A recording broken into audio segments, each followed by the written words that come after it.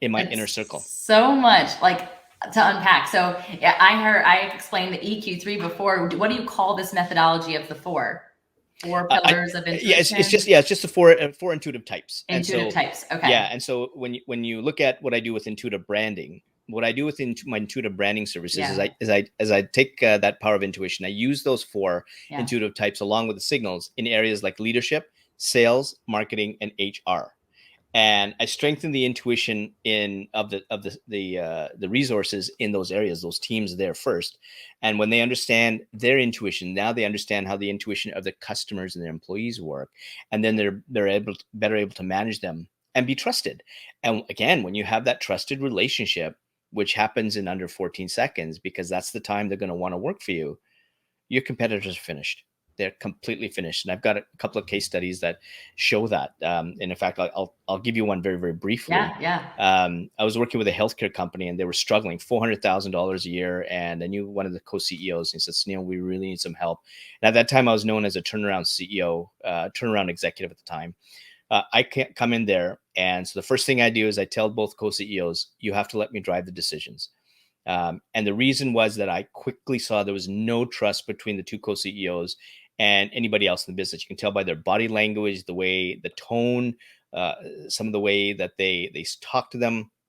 So I needed to disengage the two co-CEOs from them so that I can inject myself coming in. The first thing I do with a company that has a cash flow problem, increase salaries. And this was because they were being underpaid. So what I did is I gave them market value plus an extra 5% to show that there's a bit of trust there. And then I said, okay, how do we fix this company? And I involved them in fixing it. And whatever their ideas were, the strongest ones we implemented. But what happened over time is they found, wow, somebody's finally listening to me. Somebody trusts me for my decisions, and they're actually implementing it. This Sunil guy is actually trusting me. And when we developed that solid relationship, what happened after the first year is we actually stabilized the company. And in year 2, I was able to go on expansion mode. And so I was able to expand. And what happened is all the other employees came in and backfilled the operational stuff because they cared. And we were in the healthcare space. So we were operating, massage therapy, physiotherapy clinics, and a standalone one in Ontario. And I think probably across North America, they're probably making 250,000 to 400,000 revenues. Each one of our clinics was making well north of $1 million.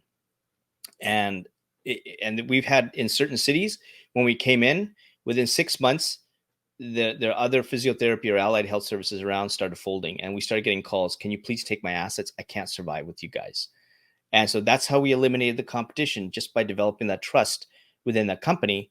And I had left, and the next runway, I gave them a gift of $10 million for the next year in year 3.